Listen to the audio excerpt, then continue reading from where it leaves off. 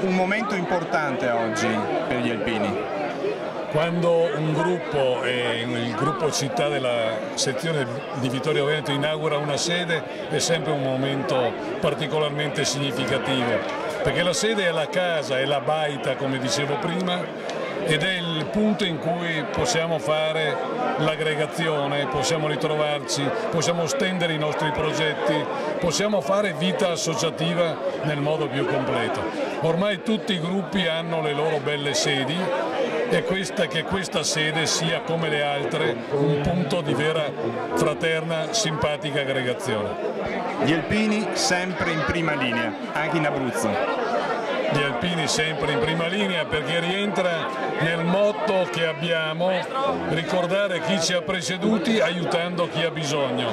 Con questo spirito continuiamo a essere in prima linea. Lo siamo ancora a Fossa, in quel piccolo comune dell'Aquila, dove la sede nazionale ha realizzato le 33 case donate a quel villaggio. Stiamo completando la chiesa del villaggio, chiesa che sarà inaugurata a novembre, nel prossimo novembre.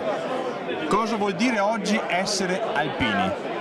Essere alpini oggi vuol dire cercare di esserlo come lo sono stati i nostri padri fondatori, vuol dire riconoscersi in questo che è uno spirito di corpo unico nel suo genere a livello mondiale. Non lo diciamo noi, ci viene riconosciuto, è l'unica associazione d'Arma che ricorda, che riunisce una massa così enorme di amici, di fratelli, di persone che hanno vissuto la stessa esperienza.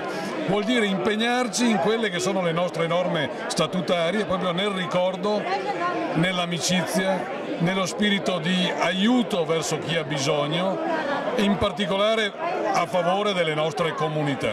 Questo è essere alpini.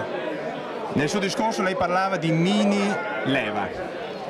Mini Neva o Mini Naia o Pianeta Difesa, o come sarà chiamato Vivi le Forze Armate, è un'esperienza nuova che è stata testata ed è partita proprio con noi, con un connubio tra Ministero Difesa e Associazione Nazionale Alpini, e che si sta adesso aprendo da questo settembre con tutte le specialità delle Forze Armate. Continuerà quantomeno per 3 anni, speriamo che possa incrementarsi, perché i nostri giovani hanno bisogno di vivere per un periodo limitato, sia pur su base volontaria, un'esperienza di vita che trasferisca e trasmetta valori.